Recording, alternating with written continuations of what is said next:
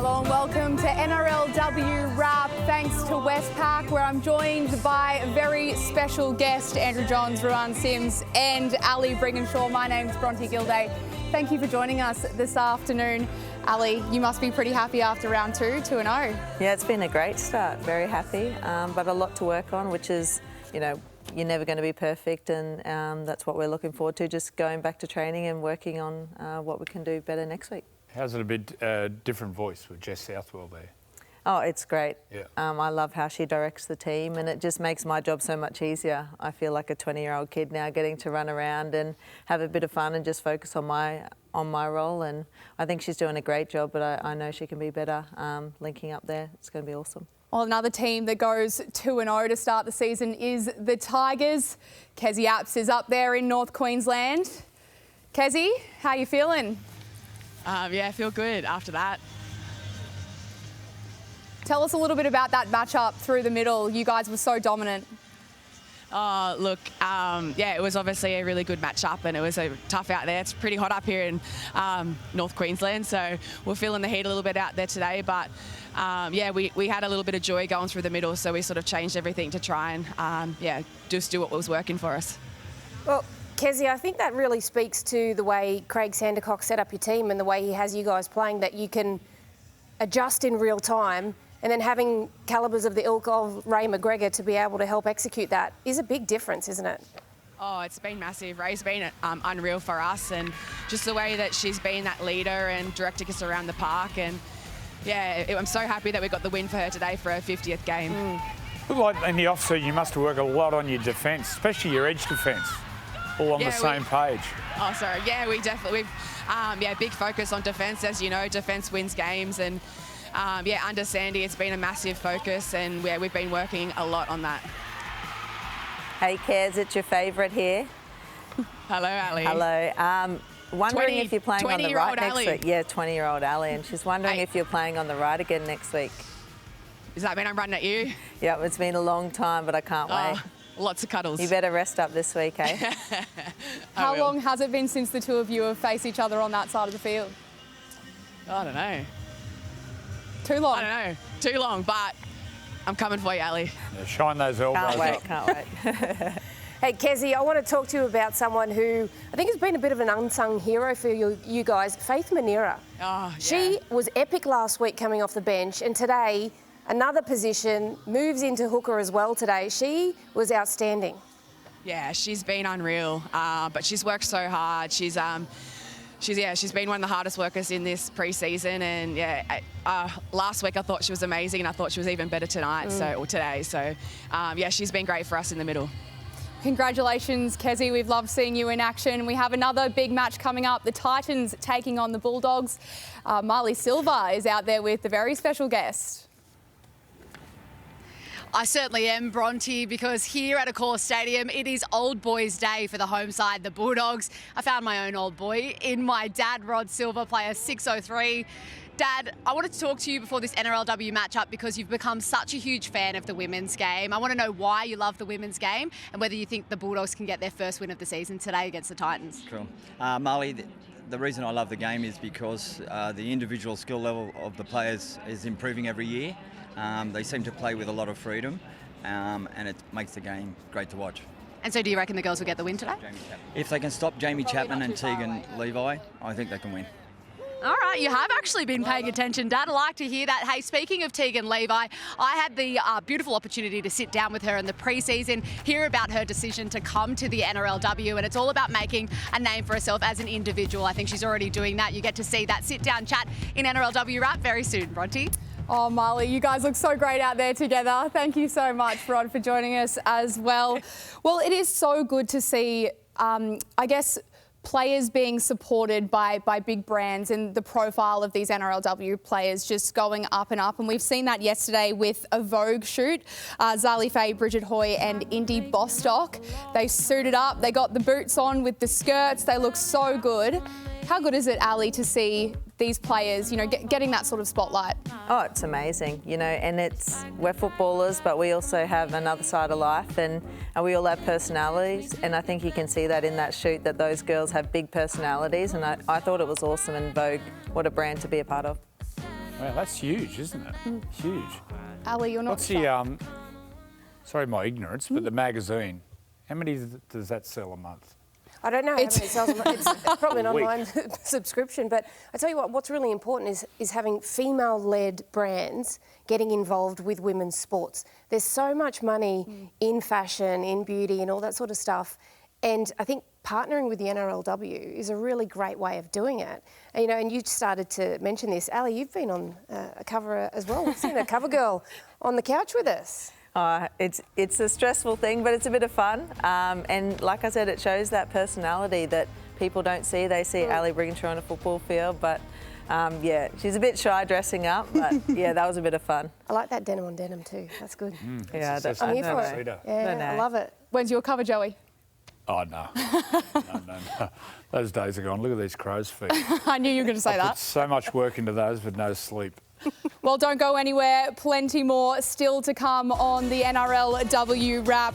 We hear from Bulldogs captain Taylor Preston and Titans superstar signing Tegan Levi ahead of kickoff at Accor Stadium.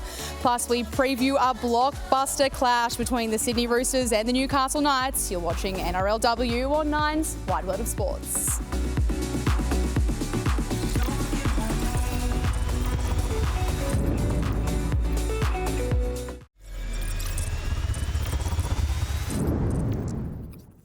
Brigginshaw's in! Ali Brigginshaw is there to save the day! How's that for ball control? A captain's try.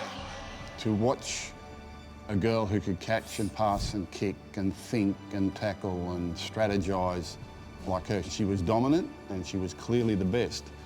Ali Brigginshaw has been an inspiration for all the girls that have come later. I can only imagine in her backyard as a young girl, her running around with a football with the boys or whoever else would play with her.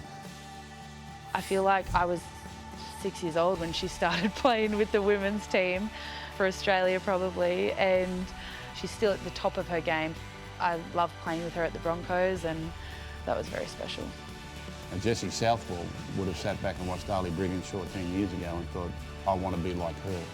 She's a physical specimen. She's a really strong, determined, mentally tough individual. When I first started playing, she was there from the beginning, and I just think she's an idol of the game and sort of sets the standards for everybody, and just epitomises what it is to be at that level and set the standard for the future. She's just done so much in this space in the girls' rugby league, and I don't even think she's missed an NRLW game. And yeah, I'm really excited to play this last year with her, and hopefully we can go out on a win and just make her proud and do her justice for what she's done for the game. Ali Brigginshaw, one of the legends of the sport. Ali, I know you're a very humble player, but how does that feel to watch that and hear those words? Oh, it's emotional. I keep thinking now it will come to an end, but just to hear those things that the girls have to say and feel, like they're moments that you kind of forget about when you're in the season, but just knowing what I've been able to do and just what rugby league has actually given me, it's what I'm most grateful for, is what the game has been able to create and what I get to do in it. Did you ever think you'd be here when you were playing footy with the boys, and did you ever envision a career this successful? Never ever. I used to watch people on TV and just idolise them and want to be like them, and rugby league was always a part of my life and a part of my family, and it's just something that now I get to be a part of it. It's pretty cool, and I think that's why I'm still playing, because the game was taken away for so many years that I missed it. Who were the players you idolised? Alan Langer, my dad. Your dad played with the King, played with Wally. Yes. Yeah, Wally often says that. That's how I grew up, with a photo of him spear tackling Wally Lewis on the fridge. Oh, that was really? the photo that was on the fridge. But yeah, love the King. But yeah, Dad grew up with a bit of rivalry there between the two. And what sort of influence did your dad have in your career? Oh, just how to tackle. That was all he said. He said, I don't care about how you attack, I will teach how to tackle. And I think that's something that I'm forever grateful that he's just taught me that I could do that, and the confidence that he's instilled in me and supports me every single time I play.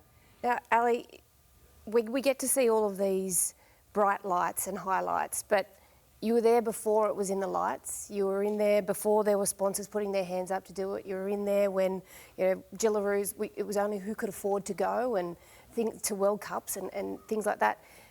The change in the game since you've been involved has been epic. Like, what have you made of it? Yeah, it's been huge, and you were there too, Roo. It was challenging, and sometimes it was frustrating, but it didn't mean we didn't love the game as much as we do. So, you know, those have been times where it was tough, but I wouldn't change it. I loved being a part of those tough days and playing with girls like yourself and the older girls. Loved every minute of it, but still get to enjoy it now. You said you idolised Alf. These young girls at home, and probably young boys, idolise you. Well, what advice would you have for these young players? Oh, I just think it's about working hard and being you. Don't try and be someone else. To be the best rugby league player, you've got to be yourself. And I've always just been someone that's worked really hard and tried to... I always just think I wanted to be the best. I wanted to take on the best, whoever that was. I wanted to take them on and bring that competitive side out of me. And yeah, that's, I guess, what it's been able to do. And I'm super aggressive, so I love the contact of the game, but I just love being a part of the game and my teammates that I've been able to have. And yeah, I'm still enjoying rugby league more than ever. And look, it was a tough decision to step away from Origin for you this year, but you played so many games for Queensland, and especially in that period where Queensland, before it became Origin, during interstate, when Queensland was so dominant, the growth in that space alone that you got to be at the forefront of, that has to be so exciting for you to see, and for the ceiling it's got going forward. Yeah, and it was, you know, a decision that I made to step away from State of Origin, but what the game has got to. I remember the first game and it was at West End and there was 20 people there, and I've told that story before, but that was actually true. Yeah. Our jerseys were just hanging out, they didn't get presented. It was just, that was your Origin game, and now to see it on the biggest stage and 3 games and the viewers, the crowds that we get, you know, it's just a moment that I sit back and go, you know, it's there. We can still be bigger and better, but it's there and it's awesome, and I'm so proud of where the game's got to. And that just reminds me of a game, there used to be All-Stars game where it was NRL All-Stars, which we played in that team versus Indigenous All-Stars. And do you remember the game at, I think it was at the Gold Coast, and we got there and we kicked off and they hadn't even opened the gates, and you could hear the rope on the flagpole just banging in the wind. Yeah. Like, what a difference it is now. Oh, it's massive. And they were just things that, you know, we had to fight battles to change. And it was like a motivating factor of like, hey, this was wrong. This shouldn't have happened. Let's change it for the future, and let's make sure they don't have to go through the same stuff that we went through. So it was challenging for us, but now they don't have to go through it. It's awesome. Ali, we saw those amazing pictures just before of you holding up that premiership trophy. Of the 3 that you won early on in the NRLW and then last year, which one stands out to you as the best? Oh, it has to be the first one.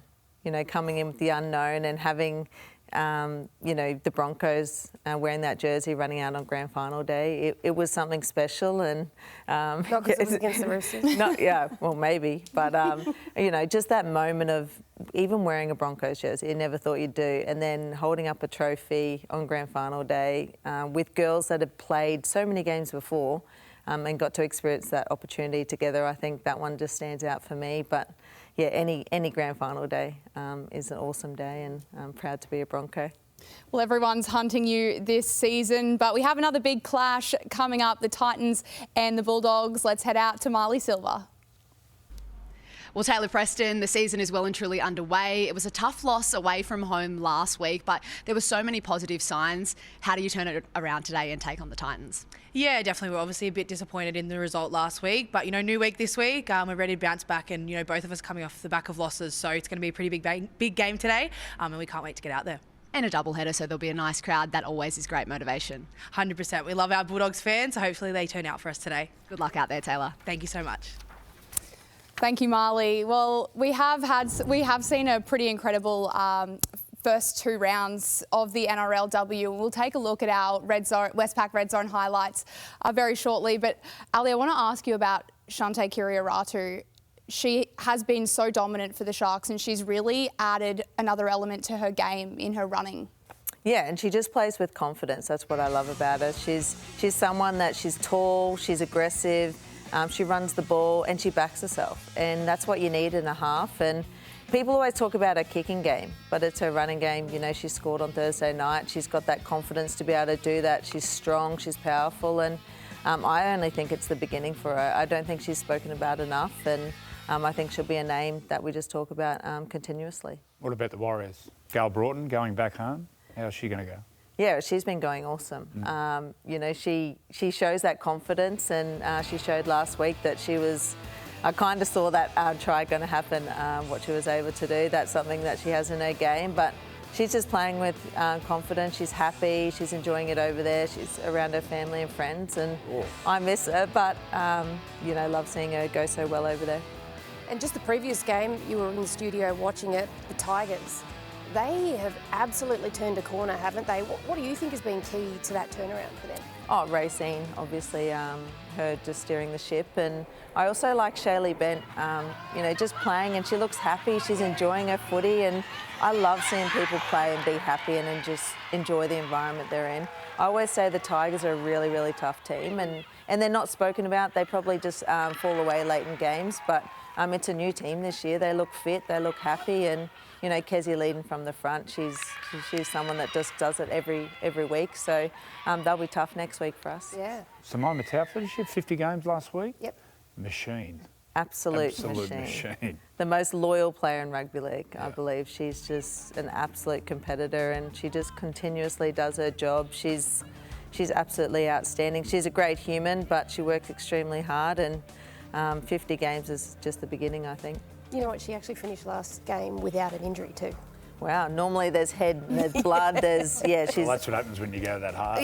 Yeah. There's a lot of blood always with Samaima or a little niggle here or there. She is definitely one of the toughest competitors in the NRLW. Well, stick with us. We have plenty more coming up in the NRLW Wrap. Marley Silver sits down with Gold Coast Titans recruit Tegan Levi, the former Aussie 7-star, now rugby league convert, shone in round 1. How far can she go in 2026? And don't forget, it's ladies' final night at Wimbledon this evening, an all-check affair between Karolina Muchova and Linda Noskova. Coverage begins at 12:30 a.m. Eastern tonight on 9, and you can catch all the action on Stan Sport, live and on demand. Nine's Wide World of Sports is your home of Grand Slam tennis. And right now, the All England Lawn Tennis Club hosts the most prestigious event on the tennis calendar, Wimbledon. All the ceremony and tradition brought to life on the screens of Nine, with every memorable moment of every match live and on demand on Stan Sport. Conquers the grass and becomes a Wimbledon champion. It's another massive year of tennis, and the only place you will see all 4 Grand Slams is on 9 and Stan Sport.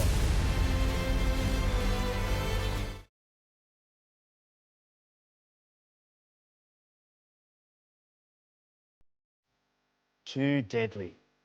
You've probably heard my mob say that before. But what does it really mean? Now, it's hard to explain. Deadly is everything great. On the field, it's the way our brothers and sisters play the game. A little bit of showmanship. But you know what? It's easier just to show you. Oh, that is a brilliant try! Latrell, he'll do it on himself! And the goanna crawls! What about the celebration? First Nations Rugby League players playing with that magic.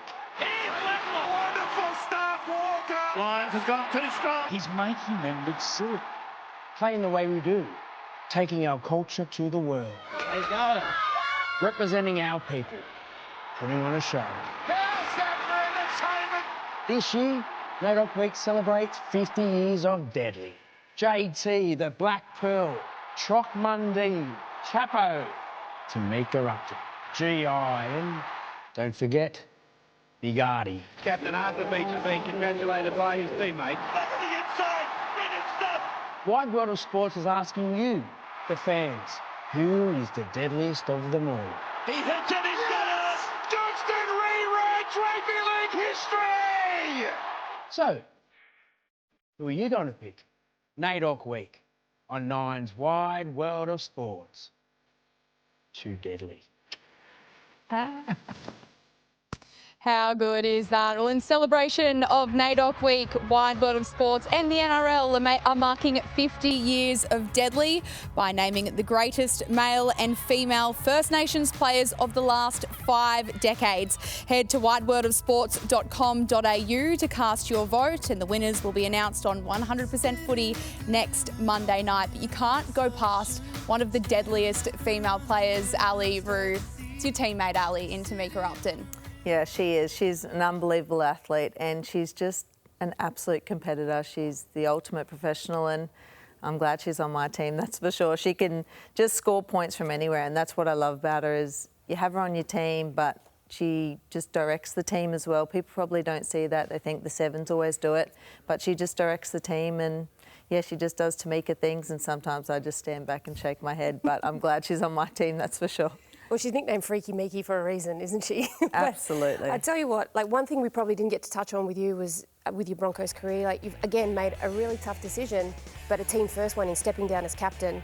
And she steps up into that position. You've already said she does a lot of chat, but her leadership as well is just next level, isn't it? Yeah, and that was something that we spoke about. You know, we co-captained last year and she's so ready and I love just watching her do her thing.